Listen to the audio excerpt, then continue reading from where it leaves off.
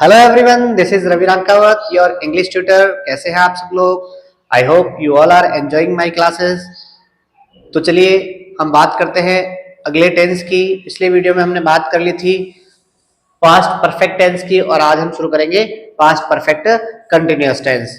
तो past perfect continuous tense का मतलब क्या होता है, आप समझने का प्रयास कीजिए कि बीते हुए समय में कोई काम चल रहा था या जारी था या हो रहा था, ऐसे सारे कामों में को हम पास्ट परफेक्ट कंटिन्यूअस में लिखते हैं। पहचान होती है से रहा था, से रही थी, से रहे थे।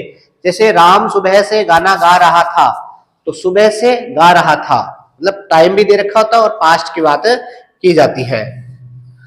हेल्पिंग वर्ब होती है had plus verb been, had और बीन। और मेन वर्ब जो होती है वर्ब की फर्स्ट फॉर्म के साथ आईएनजी का यूज किया जाता है। इंग्लिश आइडेंटिटी की बात करते हैं तो सिंस फोर के साथ पास्ट टाइम का यूज होता है। सिंस फोर चार टेंसेस की आइडेंटिटी है, प्रेजेंट परफेक्ट कंटिन्यूअस टेंस की, पास्ट परफेक्ट कंटिन्यूअस टेंस की, फ्यूचर परफेक्ट कंटिन्यूअस टेंस की और प्रेजेंट परफेक्ट टेंस की।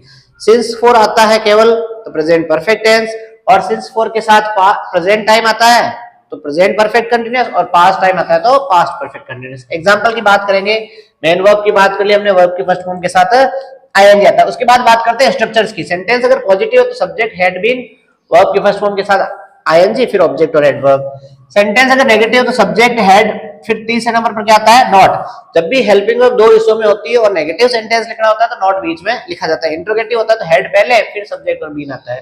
जैसे ये रहा हेड फिर सब्जेक्ट फिर बीन। तो यहाँ पर नेगेटिव की बात करें तो सब्जेक्ट हैड नॉट बीन, फिर वर्ब की फर्स्ट फॉर्म के साथ आईएनजी और ऑब्जेक्ट के साथ एडवर्ब और क्वेश्चन।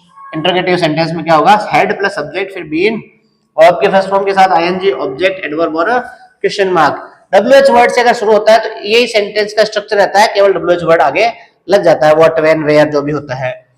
इंटरोगेटिव नेगेटिव अगर दोनों सेंटेंस आ जाए तो हेड फिर सब्जेक्ट और तीसरे नंबर पर नॉट, और फिर बीन फिर वर्ब की फर्स्ट फॉर्म के साथ आईएनजी, ऑब्जेक्ट और adverb.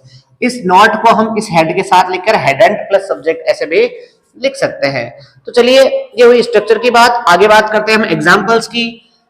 At 13 I drink wine for 20 years। Identity क्या मिली, for 20 years। अब 20 years से तो देखने से लगता है ये पास्ट टेंस है, लेकिन जरूरी नहीं है कि प्रेजेंट परफेक्ट कंटिन्यूअस ना हो, ये प्रेजेंट परफेक्ट कंटिन्यूअस भी हो सकता है।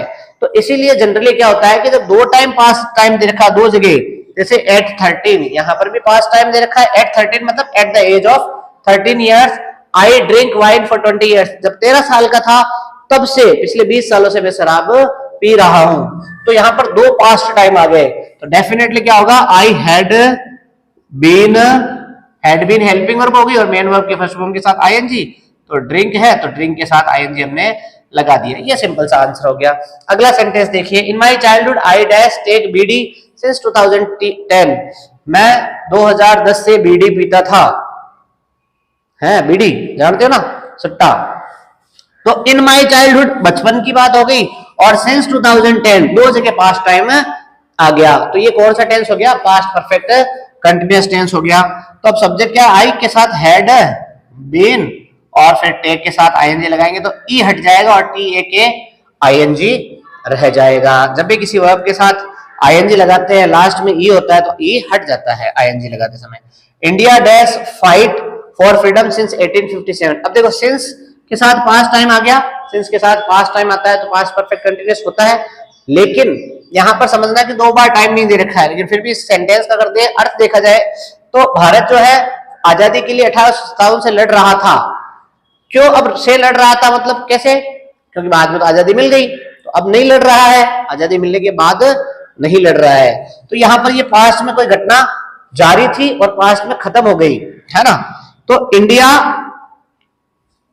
Had been fighting for freedom since 1857। चलिए एक और एग्जांपल की बात करते हैं। My brother learn English since last year.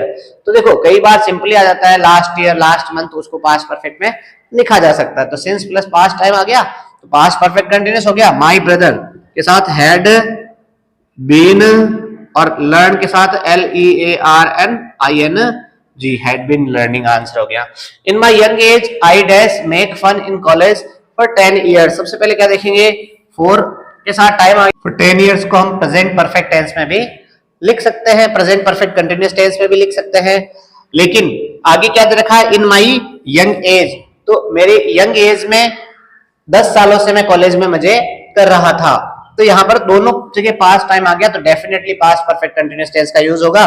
तो आई हैड, फिर बीन हेल्पिंग वर्ब हो गई, और मेन वर्ब की फर्स्ट फॉर्म के साथ आईएनजी, एम ए के और आईएनजी।